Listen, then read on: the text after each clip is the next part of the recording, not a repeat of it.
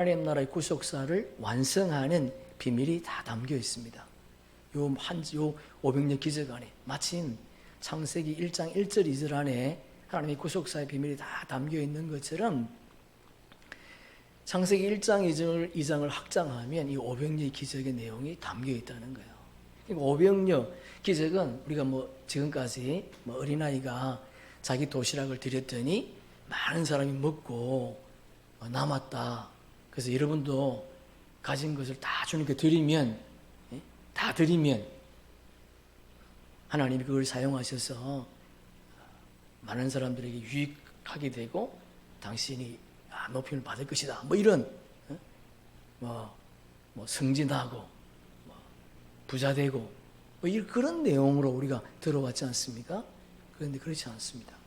500년의 기적은 육적인 양식이 아니고 영적인 양식을 지금 예수님이 말씀하시는 거예요. 예수님이 이 땅에 오셔가지고 한 번도 육의 양식에 대해서 말씀한 적이 없습니다. 그런데 이 기독교가 변질돼가지고 영의 양식으로 말하지 않고 육의 양식으로 말하는 거예요. 배팅하면 더 많은 거 받는다. 이렇게 해석을 해서 사람들이 다 거기에 미혹되지요. 마침 가난한 가부가 두렙돈 전부를 드렸다. 여러분 전부를 드리십시오. 그런 것과 같이 그렇게 성경을 해석하고 있습니다. 여러분 성경은 예수님은 한 번도 이 땅에 오셔서 우리에게 육의 양식, 돈 많이 벌면 벌게 주겠다 이런 말씀 하신 적이 한 번도 없다는 것을 여러분 기억하시기 바랍니다. 오히려 우리가 예수 그리스도 안에 살면 부자 되는 것보다 영적인 부자가 되는 것이 주님의 관심이지 육적으로 부자 되는 것에 주님은 관심이 없어요. 왜냐하면 육적인 것을 가지고 있으면 영적인 것을 놓치기 때문에 주님은 우리가 육의 것을 가지기를 원하지 않습니다. 영의 것을 가지면 육의 것은 따라오는 줄로 믿습니다. 500여 기적은 예수님께서 부활 생명, 하나님께서 첫째 부활에 참여할 부활 생명들을 어떻게 추수할 것인가 그것을 계시하고 있는 거야. 첫째 부활 참여하는 자가 누굽니까? 남자의 부활 생명으로 참여하는 요셉의 단들, 그리고 여자의 부활 생명으로 참여하는 요셉의 형제들의 단들, 그들의 추수에 대해서 주님은 우리에게 500년 기적을 통해서 우리에게 말씀하고 있다는 거예요. 지난 시간에 말씀드린 것처럼 성경에 남자, 여자, 아내와 또 남편은 생물학적인 남자, 여자, 생물학적인 아내와 남편을 말하지 않습니다. 남자의 부활 생명과 여자의 부활 생명에 대해서 성경이 기록한 것이지 남자, 여자가 전혀 아니라는 거예요. 그러니까 500여 기적에 등장하는 남자, 여자, 어린아이는 생물학적인 남자, 여자, 어린아이가 아니라는 것을 여러분 먼저 인지하셔야 돼요. 영적인 말씀이지 육적인 말씀이 아니라는 거예요.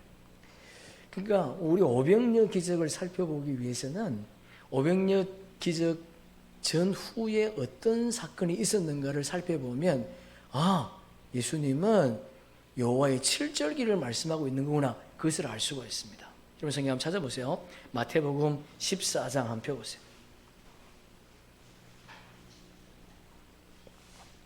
마태복음 14장 1절로 12절 그 위에 보시면 뭐라고 되어 있습니까?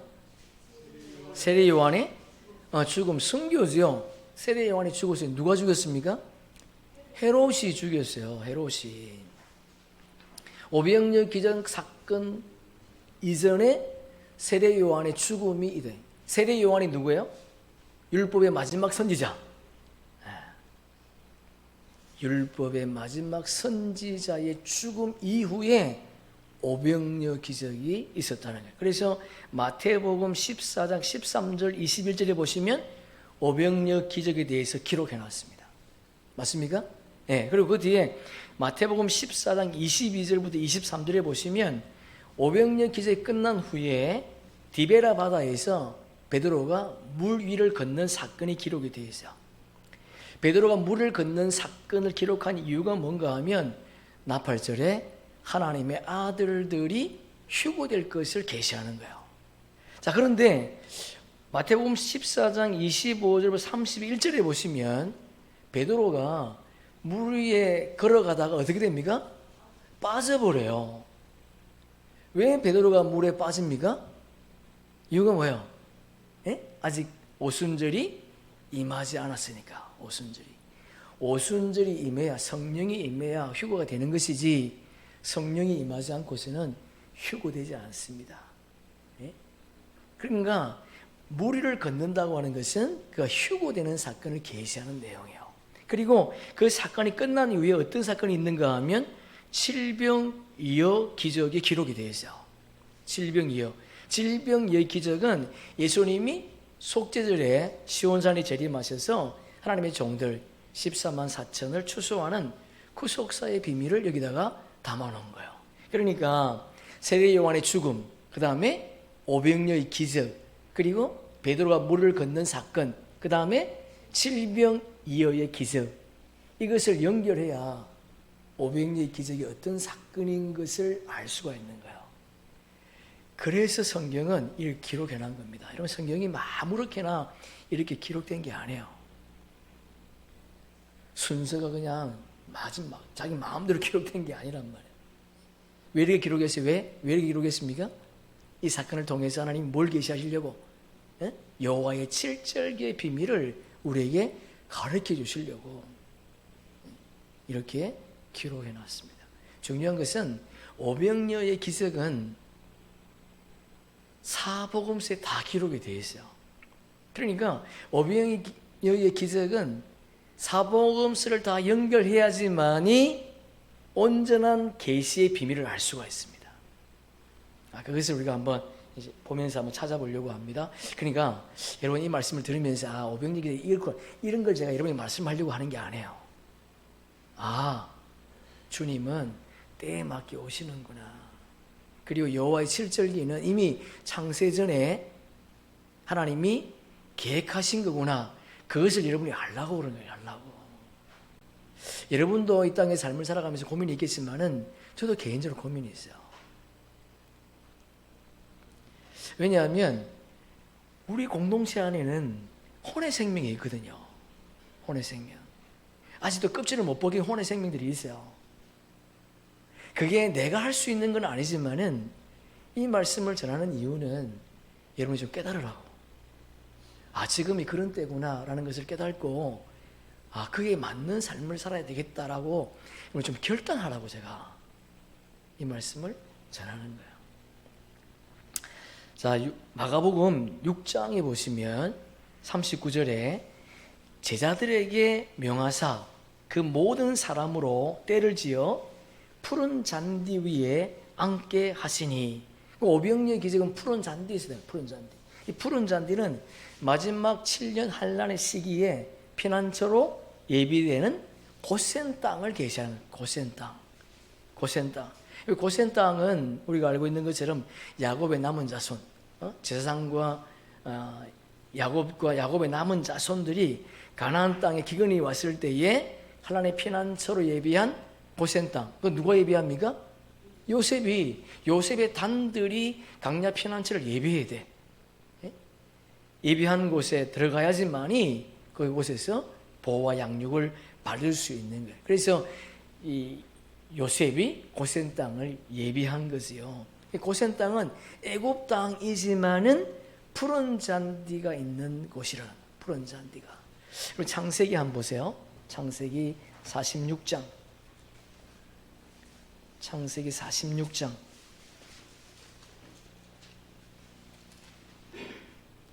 33절,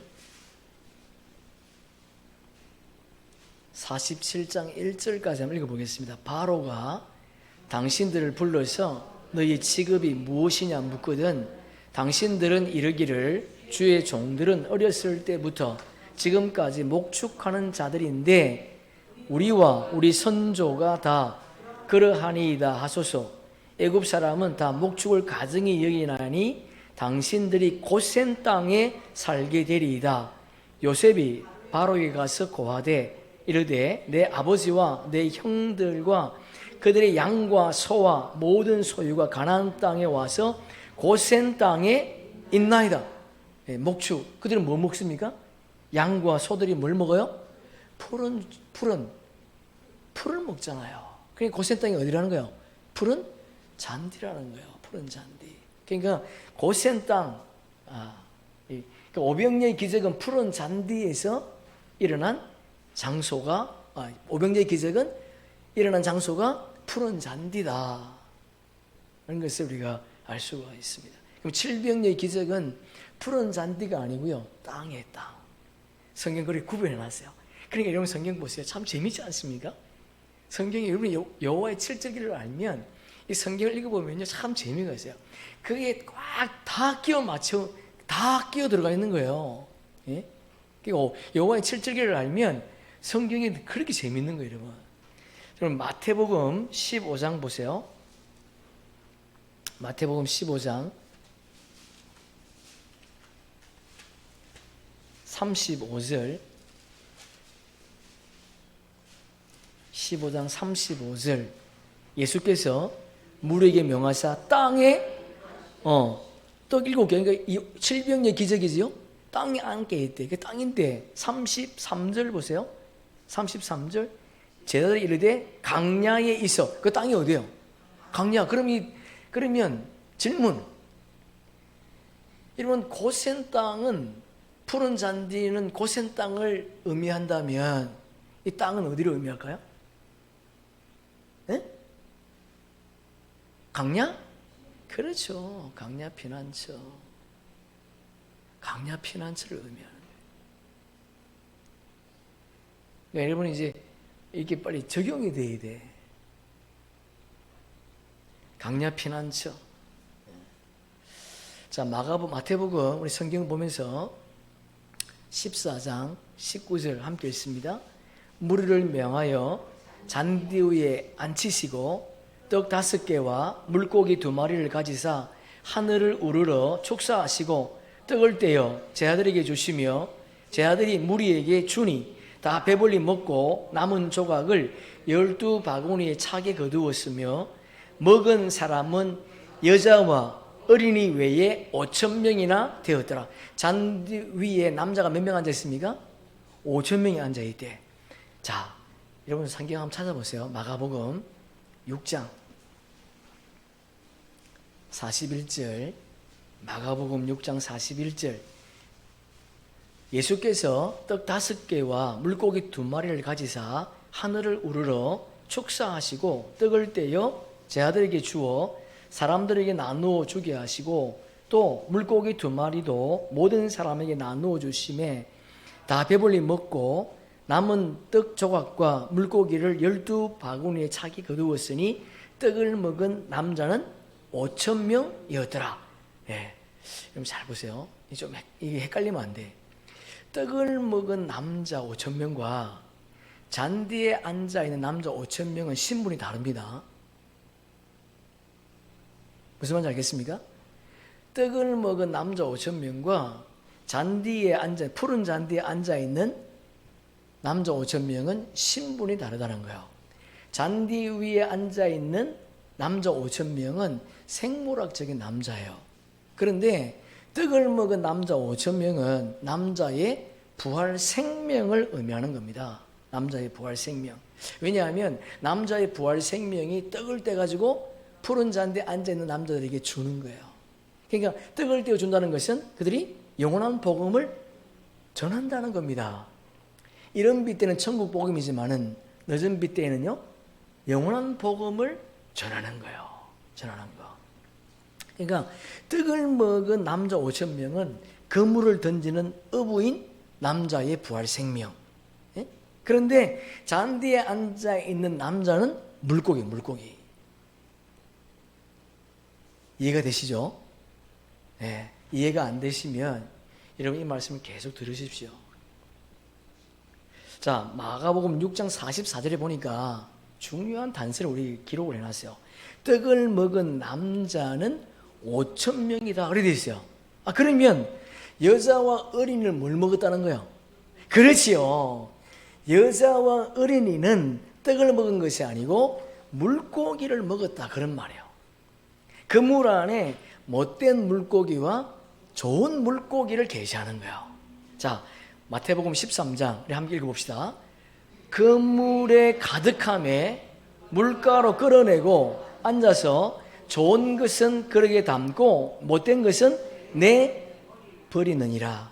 그 물에 담겼기 때문에 버린다고 하는 것은 구원받지 못한다는 겁니까? 아니죠. 아니야. 어? 그 물에 들어왔기 때문에 그들은 다 추수되는 거예요. 그 물에 그 안에 다 들어왔다는 것은 뭘 계시합니까? 노아 방주 안에 들어와 있는 함의 부인도 추수가 되는 거예요. 왜? 방주 안에 들어왔으니까. 그 물 안에 들어왔기 때문에 버리는 생명이 아닌 거예요. 그러니까 여자와 어린아이는 야곱의 남은 자손과 에서의 남은 자손을 계시하는 거예요. 할렐루야. 할렐루야. 아멘. 아멘. 그러니까 여러분 성경에 남자, 여자, 아내와 남편은 생물학적인 남자와 여자가 아니라는 거지요. 대부분의 성경에 남자, 여자는 영적인 남자, 여자를 의미합니다. 여러분 성경 한번 읽어보세요.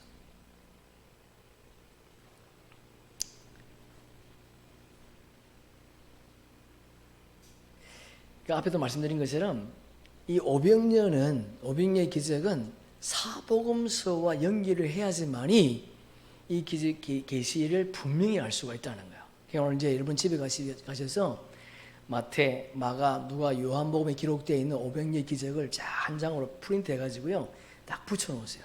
그리고 읽어보세요. 무슨 말인지 알겠죠? 뭐 하면 또 안 할지 모르겠지만은 꼭 한번 해보세요.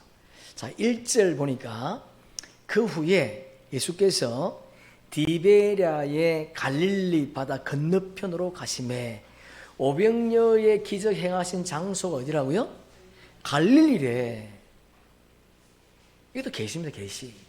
왜 갈릴리일까? 갈릴리는 온 세상 열방 모든 민족이 사는 장소를 의미하는 거예요. 그래서 이사야 9장 1절에 보시면 성경 보세요. 스크린 보세요.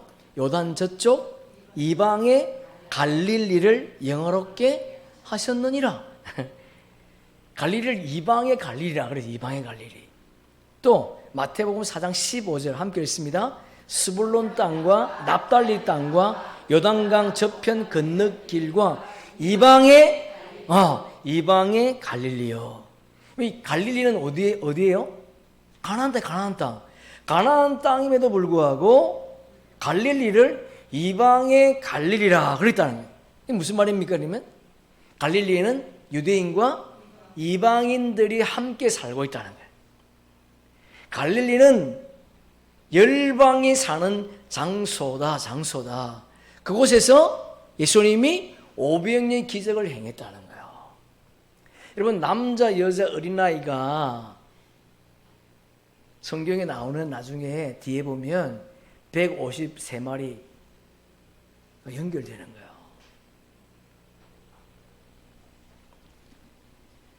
그러니까 오병이어 기적은 갈릴리 땅에서 행한 것이 아니고 어디서 행했다는 겁니까? 예수님께서 갈릴리 지역에서 복음을 전할 때에 열방의 천국 복음을 전했다 그런 말입니다. 할렐루야. 아멘. 그분의 말씀을 전할 때에 천국 복음을 전할 때에 열방의 민족의 사람들이 그 말씀을 들었다 그런 말이에요. 그러니까 7절기는 이스라엘의 절기가 아니고 여호와의 절기인 것처럼 성경이 이것을 우리에게 지금 계시하고 있는 거예요. 계시. 비밀을 지금 풀어주는 거죠. 9장 10절 함께 읽습니다.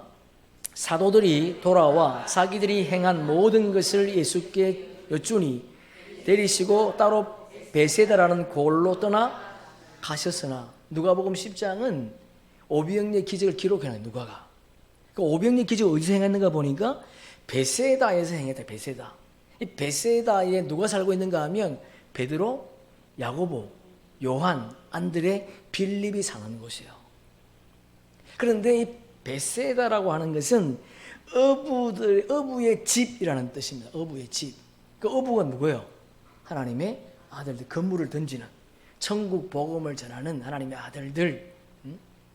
그곳에서 뭐 했다고요? 오병이어 기적을 행하셨다는 거예요. 여러분 졸면 안 돼요. 졸리면 벌떡 일어나가지고 저 뒤에 가서 서 있으면 돼. 2절에 보니까 큰 무리가 따르니 이는 병자들에게 행하시는 표적을 보았음이라 이렇게 되어 있어요. 그러니까 예수님께서 병을 치유하는 표적을 보고 큰 무리가 그분을 따랐다는 거예요. 그러니까 큰 무리가 병이 들었다고 하는 것은 율법 아래에 죄와 사망의 법에 매여 있다. 죄와 사망의 법에 매여 있기 때문에 병이 들었다는 거예요.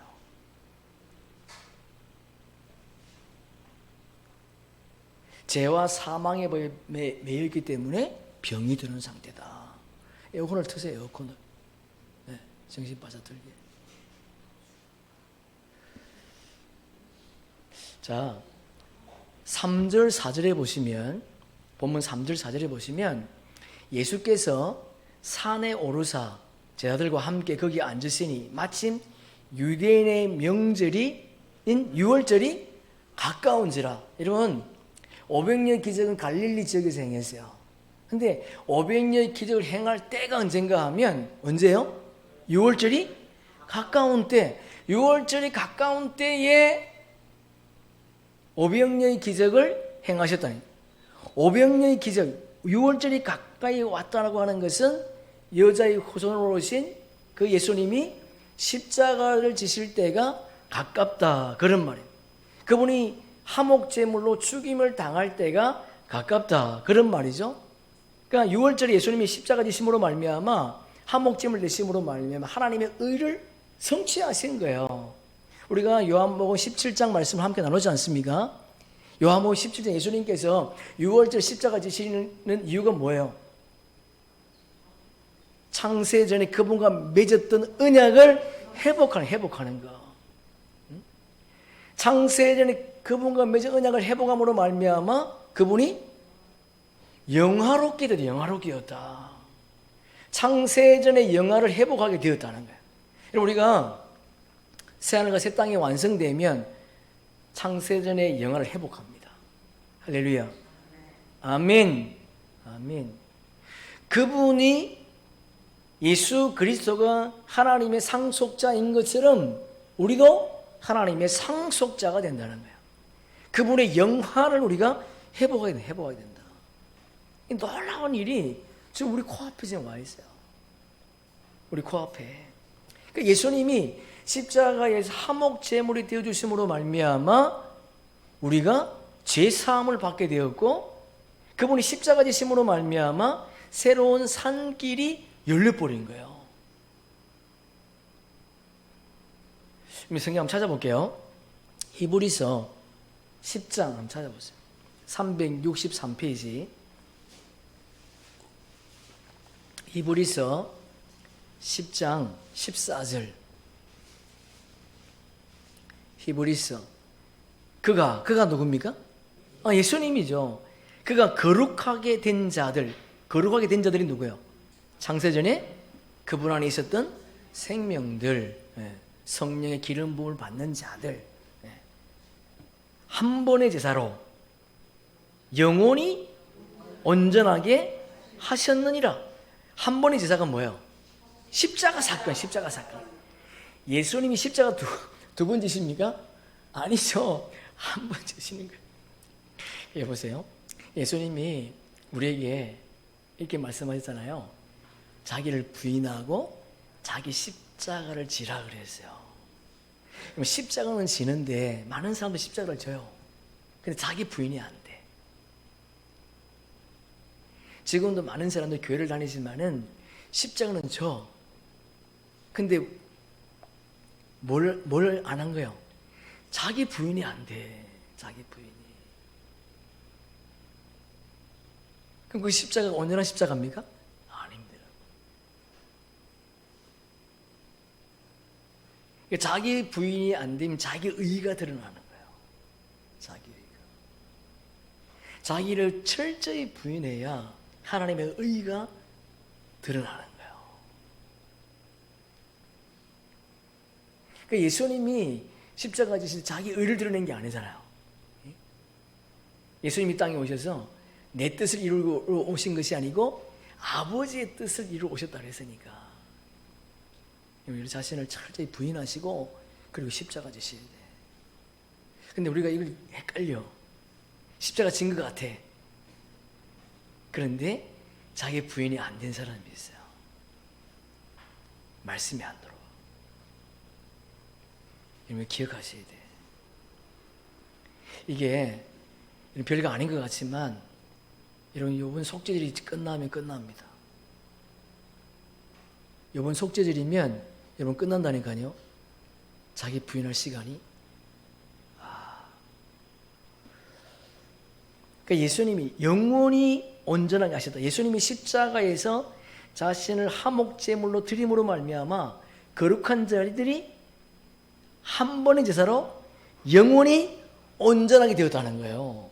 이것이 복음입니다. 이게 은혜. 이게 그분이 십자가에서 자신의 몸을 내주실므로 말미암아 우리는 영원히 온전한 자가 돼. 영원히. 아니 예수님이 십자가 지신 것은 2000년 전에 2000년 전. 2000년 전에 예수님 십자가 화목제물 십자가 지셨는데 2000년 후에 태어난 우리도 영원히 온전한 자가 되어 있어. 우리가 온전한 존재가 되었다는 것은 뭐로 증명할 수 있습니까? 뭘로 증명할 수 있어요? 성령이 내 안에 임했다. 성령이 임했다고 하는 것은 말씀이 내 안에 임했다는 거예요. 말씀이 임함으로 말미암아 내가 십자가를 질 수 있다는 거예요. 십자가를 질 수 있다. 말씀이 임하지 않으면 절대로 십자가를 질 수가 없습니다. 그래서 갈라디아 2장 20절에서 사도 바울이 고백하지 않습니까? 내가 그리스도와 함께 십자가에 못 박혔나니 그런즉 이제는 내가 사는 것이 아니요 오직 내 안에 그리스도께서 사시는 것이라. 이제 내가 육체 가운데 사는 것은 나를 사랑하사 나를 위하여 자신을 버리신 예수 그리스도를 믿는 믿음 안에서 사는 것이라. 그냥 믿는다고 하는 게 아니에요. 보세요. 내 안에 그리스도께서 사신다고 하는 것은 내 안에 사는 그리스도가 누구예요? 성령. 이걸 모르면 또 이해가 안 돼. 또 왜 그리스도라는데 왜 성령이라고 그러냐? 이러면 또 말이 안 되는 거예요. 이게 내 안에 사는 그리스도는 보혜사 성령이에요. 보혜사 성령. 그러니까 성부, 성자, 성령은 몇 분이다? 한 분인 거예요. 그러면 하나님을 아는데 예수가 모를 수 있습니까? 없지요. 그러면 그리스도 삼위 하나님이 아는데 신부가 모를 수 있습니까? 없지요. 왜? 삼위 하나님과 우리는 한 몸이니까. 그런데 그날 그때를 알면 모르면 신부가 아닌 거죠. 성경은요 간단한데 지금까지 우리가 배워왔던 율법 아래에서 배워왔던 지식 때문에 이 말씀이 안 들어가는 거예요. 그래서 그날 그때를 아무리 얘기해도 그날 그때는 몰라. 그날 그때를 맞춰 안 살아. 신기해 진짜. 정말 신기해요. 자 15절 보니까 또한 성령이 우리에게 증언하시되 성령이 우리에게 선포했다는 거예요. 그럼 성령이 무엇을 우리에게 증거했는가? 16절 보니까 보세요. 주께서 이르시되 그날 후로는 줄 한번 쳐보세요. 그날 후로는. 그날 후가 언제예요? 그러니까 예수님이 십자가 지신 후. 십자가 지신 후. 예수님이 십자가 지신 후 그들과 맺은 언약이 이것이라. 그럼 예수님이 십자가 지신 후에 영의 생명들과 언약을 맺었대. 근데 그럼 그 언약이 뭐냐? 자, 내 법을 하나님의 법이지요. 이 법은 율법이 아니고 뭐예요? 복음이에요. 복음. 내 법을 그들의 마음에 두고, 내 법을 그들의 마음에 뒀대. 성령으로, 새 언약의 법으로 우리 마음에 인을 줬다는 거예요. 십자가 지신 후에 우리와 언약을 맺었어. 맺었다는 거, 맺었다는 거. 성령으로 하나님의 나라의 비밀, 천국 복음을 우리 마음에 인을 쳤다는 거예요. 그래서 우리가 알게 되는 거예요, 이게. 17절, 18절에 보니까 또 그들의 죄를, 그들의 불법을 내가 다시 기억하지 아니하리라 하셨으니 이것들을 사하셨은즉 다시 죄를 위하여 제사 드릴 것이 없느니라. 질문. 우리 마음에 성령 인을 딱 치니까 두 가지 일이 나타났어. 두 가지 일이. 뭡니까? 첫 번째, 우리의 죄와 불법을 하나님께서 다시는 기억하지 않겠다는 거예요. 왜? 우리는 죄와 불법을, 우리의 죄와 불법을 십자가에서 단번에 해결하셨으니까. 간단한 거예요, 여러분. 성령이 인을 치니까 죄와 법을, 죄와 불법을 하나님께 다시 기억하지 않는데, 두 번째는 뭐예요? 다시는 죄를 위하여 제사 드릴 필요가 없다는 거예요. 죄를 위해 회개할 필요가 없다는 겁니다. 죄가 뭔지 모르니까. 율법 아래 있는 자들은 회개해야 되지요. 왜? 율법으로 구원을 받으니까. 율법으로 메시아, 저분이 메시아구나 그것을 알기 때문에.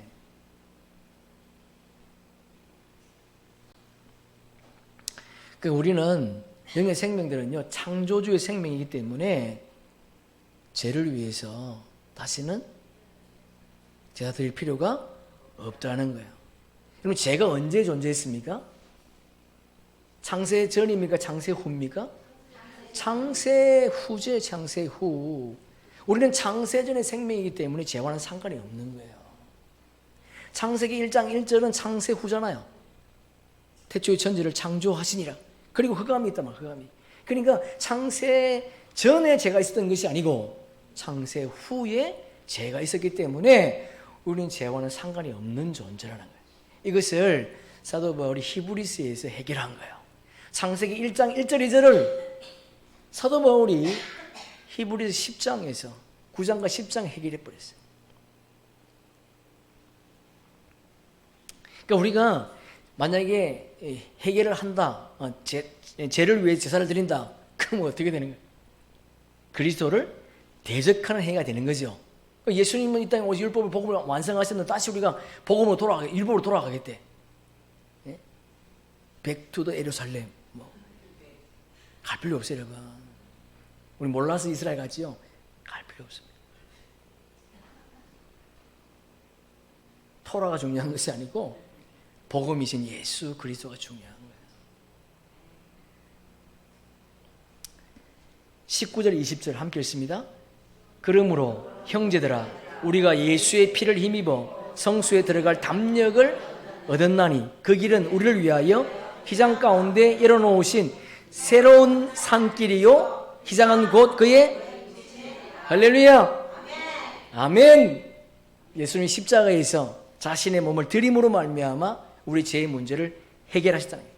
그것도 단번에 하나님 백성들의 모든 죄를 대속하셔서 우리 죄값을 대신 치러 주셨다. 그래서 하나님 나라로 갈 새로운 살 길을 열어주셨다. 요한복음 14장 6절 내가 곧 길이요 진리요 생명이니 나로 말미암지 않고는 아버지께로 올 자가 없느니라. 그럼 아버지께 가려면 어떻게 해야 돼? 내가 곧 길이요 십자가의 길을 걸어가야 돼. 십자가의 길.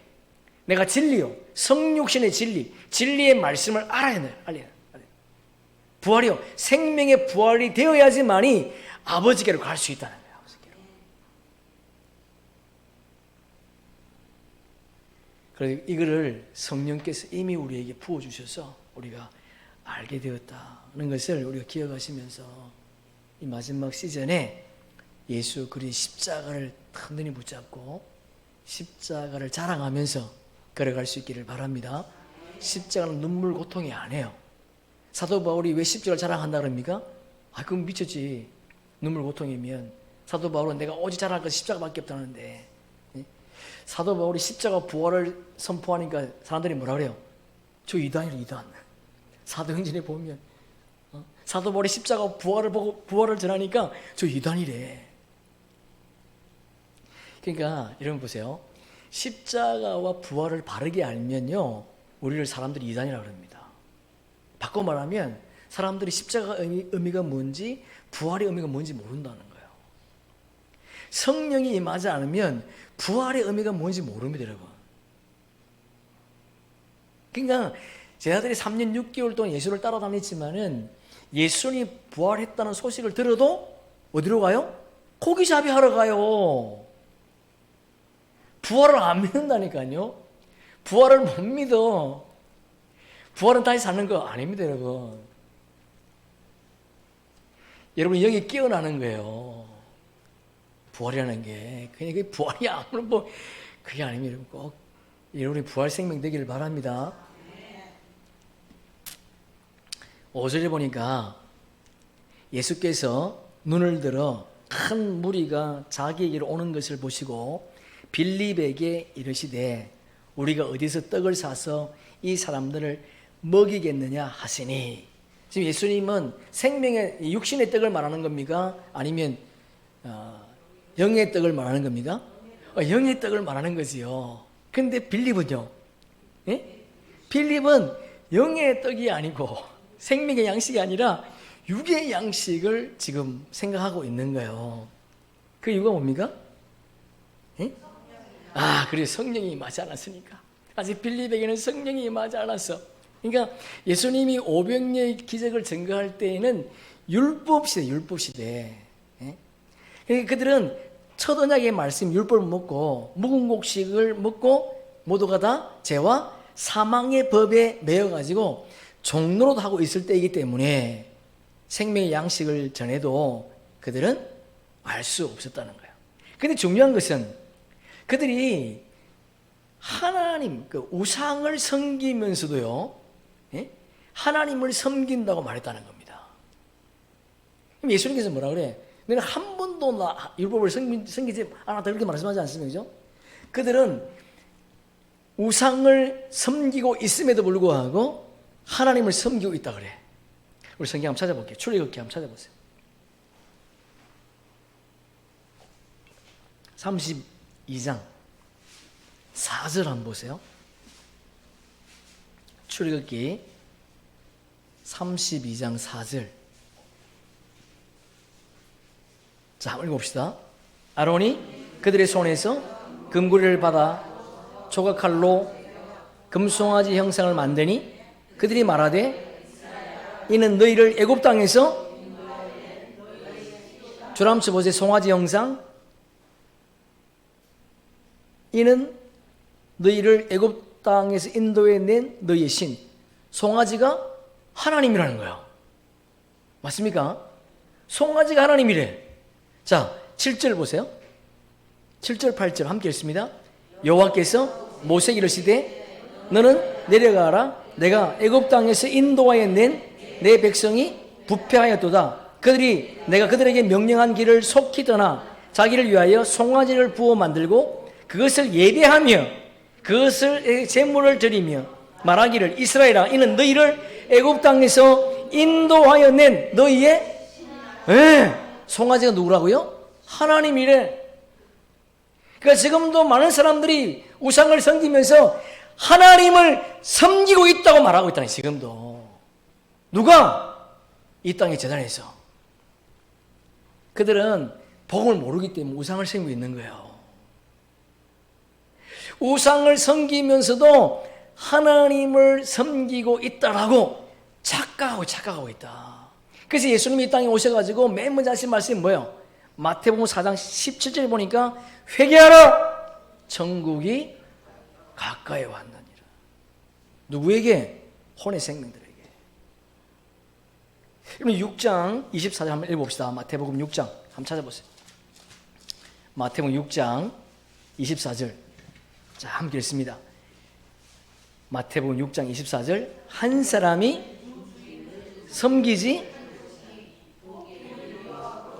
사랑하거나 하나님과 재물을 무슨 말이에요? 하나님과 재물을 겸하여 섬기고 있다는 거예요. 양다리를 걸치고 있다 그런 말이죠. 그걸 우상을 섬긴다 그런 말입니다. 여러분이 지금 교회에 앉아 있지만 온통 세상에 관심이 있으면 섬기는 거 아니에요.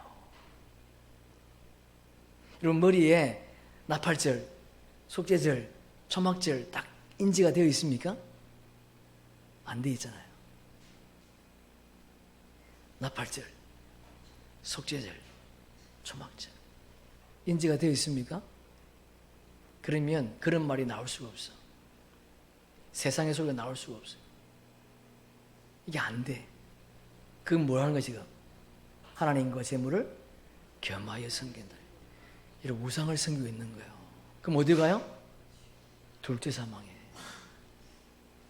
그러니까 여러분 이 복음을 알게 하신 주님 여러분 감사하셔야 돼. 이 복음을 들을 수 있다는 걸 여러분 감사하셔야 돼.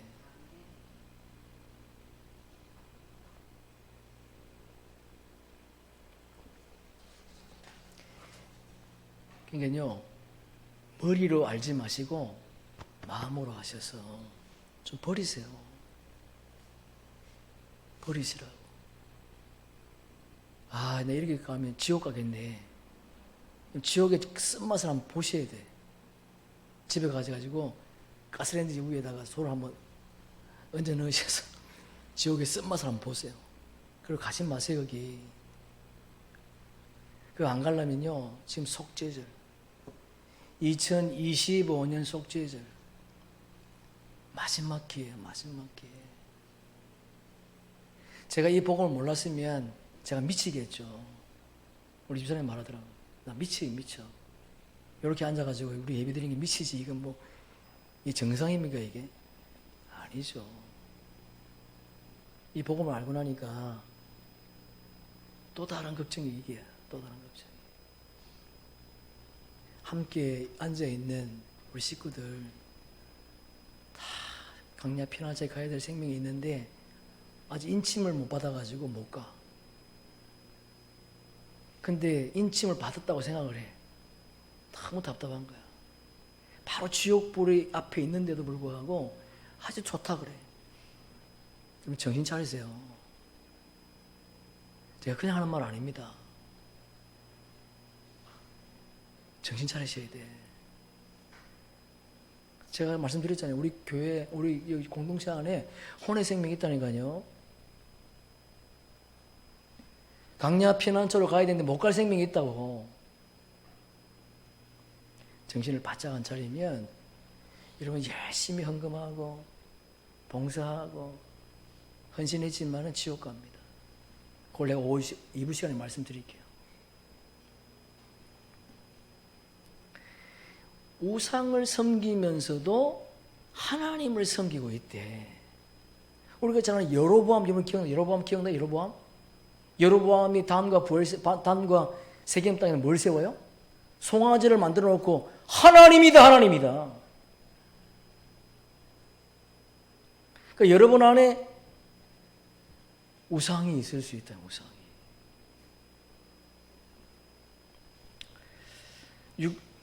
요한복음 6장 5절을 마태는 이렇게 표현했습니다. 마태복음 14장 14절에 보니까 예수께서 나오사 큰 무리를 보시고 불쌍히 여기사 그 중에 있는 병자를 고쳐주시니라.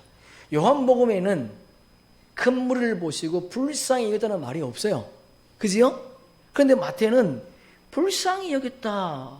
큰 무리를 보시고 불쌍히 여겼대. 그러니까 예수님이 왜 불쌍히 여기셨어요? 그 무리 중에 병자가 있으니까. 병이 걸렸다고 하는 것은 생명의 양식, 복음, 천국 복음을 먹지 못했다는 거예요. 그걸 먹지 못해서 어디로 가고 있다고요? 지옥으로 가고 지옥으로. 그래서 불쌍히 여겼다는 거예요. 그러니까 우리가 지금 불쌍히 여길 것은 사람 못 먹어서 불쌍히 여길 것이 아니고 왜 불쌍히 여기는가? 천국 복음을 못 먹는 사람, 그 사람 보면서 불쌍히 여겨야 돼. 그 사람을 보고. 왜냐하면 천국 복음 영의 양식을 먹지 못하면 어떻게 돼요? 지옥 가니까. 그래서 예수님께서 그들을 불쌍히 여긴 거예요. 마가는 또 뭐라고 얘기하는가 하면 마가복음 6장 34절 함께 읽습니다. 예수께서 나와서 큰 무리를 보시고 그 목자 없는 양 같음으로 인하여 불쌍히 여기사 이에 여러 가지를 마가는 또 이렇게 말하고 있네. 불쌍히 여겼는데 왜 불쌍히 여겼는가? 왜? 목자 없는 양이었다. 목자 없는 양이었다. 근데 그들은 뭐라고 지금 그들은 뭐야? 하나님 믿는다는 거야. 하나님 믿는다는 거야. 근데 목자 없는 양 같아. 목자가 누구야? 예수님. 율법 아래에서 종로로 하고 있는 목자를 잊어버리고 멸망의 길을 가고 있는 그들을 보고 주님이 불쌍히 여겼대. 그래서 뭐 하셨어요? 여러 가지를 가르쳤대. 여러 가지가 뭐겠습니까? 천국 복음이겠지요. 우리 재단에서 말하고 천국 복음, 이 영원한 복음은 여러 가지를 가르쳤대. 목자에서 예수님께서 하늘 양식을 주셨다는 거야. 근데 그들은 먹습니까? 안 먹습니까? 못 먹어요. 못 먹어. 그래서 불쌍히 여긴 거야. 근데 누가는 또 뭐라고 얘기하는가 하면 무리가 알고 따라왔거늘 예수께서 그들을 영접하사 하나님 나라의 일을 이야기하시며 병 고칠 자들을 고치시더라. 그러니까 이 오병이어의 기적은 사복음서를 연결해야 하나의 계시가 딱 나오는 거예요. 자, 여기 보니까 마가는 여러 가지라고 말했는데 누가는 뭐라 그래요? 여러 가지를. 하나님 나라의 일. 하나님 나라의 일이 뭐예요? 하나님 나라의 구속사의 비밀이겠지요. 하나님 나라의 구속사의 비밀, 보이지 않는 하나님의 나라를 보이는 하나님의 나라로 완성하는 구속사의 비밀. 그것을 가르쳤다는 거예요. 병 고칠 자를 고쳤다. 무엇으로? 새 언약의 말씀으로. 천국의 말씀으로 병을 고쳤다. 그렇게 말합니다. 요한복음 6장 5절을 또 마태는 6장 14절이 보니 14장 15절이 보니까 저녁이 되매 제자들이 나와서 이르되 이곳은 빈들이요 때도 이미 저물었으니. 그러니까 예수님께서 빌립에게 많은 사람에게 어디서 떡을 사서 먹이겠네 말씀하실 때가 언제라는 거예요? 저녁이야. 저녁. 6월절이 가까운 저녁. 오병이어의 기적을 행하는 장소가 푸른 잔디였는데 6월절이 가까웠고 저녁이다. 다시 말해서 저녁이라고 하는 것은 예수님이 이 땅에 오실 때와 재림하실 때에 이 세상은 흑암 가운데 갇혀있다. 그런 말이에요. 그리고 예수님이 이 땅에 오실 이른비 성령의 기름 부음이 내렸을 때 그때는요 빛이 비쳤는데 지금은요 어둡잖아요. 예수님의 초림과 재림의 때에는 흑암의 때다. 그런 말입니다. 그래서 흑암 안에 갇혀있는 그들이 죽을 수밖에 없는 그때 6월절을 오병이어 기적 행했다는 거예요. 오병이어 기적. 그래서 마태복음 25장에 보니까 신랑이 드디어 오므로 다 졸며 잘세 밤중에 소리가 나되 보라 신랑이라 맞으러 나오라. 신랑이 누구예요? 밤중에 온 신랑이 예수님이에요. 가장 어두운 때에 주님이 오시겠다는 거예요. 그러면 이걸 뭘 계시하시는가? 아브라함과 맺은 언약. 무슨 언약? 그렇지요. 햇불 언약을 성취하는 계시예요. 여러분 햇불 언약이 어떻게 성취가 됩니까? 예수님께서 햇불 언약을 맺으시고 하신 말씀이 뭐예요? 가나안 땅에 제가 가득 찰 때에 너희가 다시 이 땅에 돌아오리라. 자, 우리 창세기 15장 함께 읽습니다. 해가 져서 어두울 때에 햇불이 쪼갠 고기 사이로 햇불 언약을 성취하는 계시가 오병이어 기적이라. 가장 어두울 때에 그분이 오셔서 이 언약을 성취하시겠다.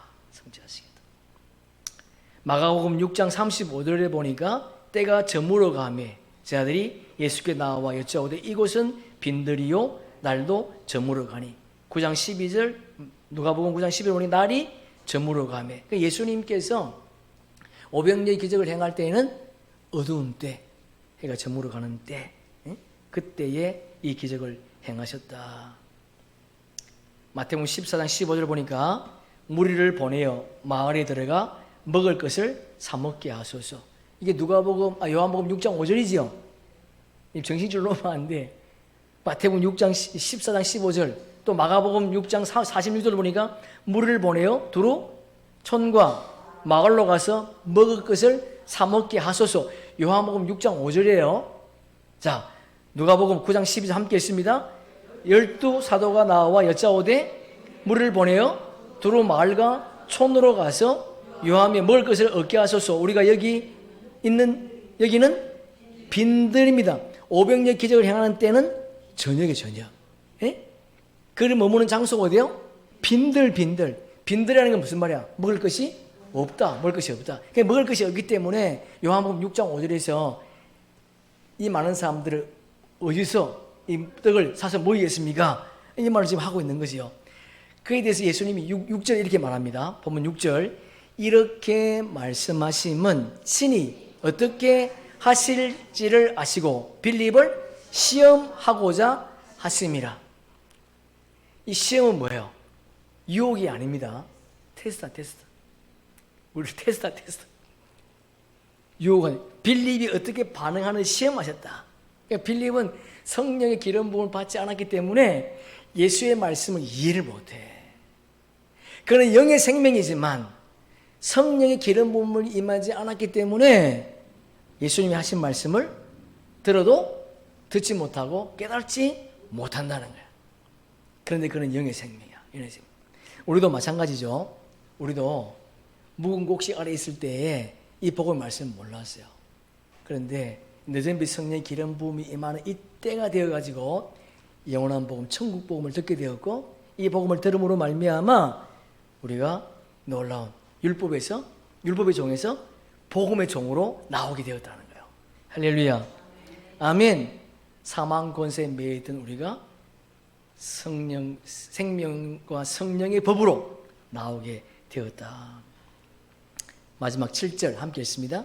빌립이 대답하되 사람으로 조금씩 받게 할지라도 200데나리온 떡이 부족하리라. 그러니까 예수님은 영의 양식을 말하고 있는데 빌립은 육의 양식을 지금 말하고 있는 거야. 계산도 잘해요, 그죠? 엄청 빨리 돌아가. 1120데나리온의 떡이 필요합니다. 돈이 필요하다. 그런 돈이 필요하다. 근데 예수님 돈을 줍니까? 안 줍니까? 돈은 안 줘요. 돈을 안 주면서 그들을 먹이라 그래. 제가 말씀드렸잖아요. 예수님은 한 번도 육의 양식에 대해서 말씀하신 적이 없어요. 우리가 부자 되라고 말씀하신 적이 없단 말이에요. 그래서 마태복음 보니까 마태복음 14장 16절 보니까 예수께서 이르시되 갈 것 없다. 너희가 먹을 것을 주라.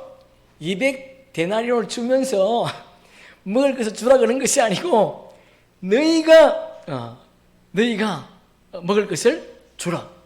여러분 우리가 빌립이라면 어떻겠어요? 황당하겠죠? 그죠? 멘붕이 되지 않겠습니까? 예? 황당하죠. 돈도 안 주면서 저 많은 사람들을 먹이래. 17절 함께 했습니다. 제자들이 우리에게 있는 것은 떡 5개와 물고기 2마리 뿐입니다. 이것으로 어떻게 저 많은 사람 먹일 수 있겠습니까? 그 말이죠. 근데 하나님을 하시면 하실 수 있습니다. 예수님은 하늘의 소리를 말하고 있는데 제자들은요 땅의 소리를 듣고 있는 거예요. 우리도 이전에는 하늘의 소리를 듣지 못했습니다. 근데 지금은 우리가 하늘의 소리를 들어요. 할렐루야.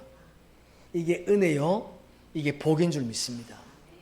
세상의 어떤 재물보다도, 세상의 그 어떤 학식보다도, 세상의 그 어떤 명예보다도 더 귀한 것이 이거. 왜? 이 복음을 먹어야 영생할 수 있으니까. 이 은혜가 귀한 것임을 믿고 남은 시간 주님과 더 깊이 교제하는 저와 여러분 되기를 바랍니다. 네, 우리 마태복음 한번 찾아보겠습니다. 마태복음 13장 13절.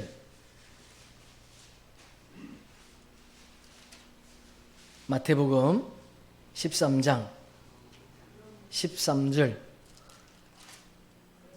그러므로 그들에게 비유로 말하는 것은 그들이 보아도 보지 못하며 들어도 듣지 못하며 깨달지 못함이니라.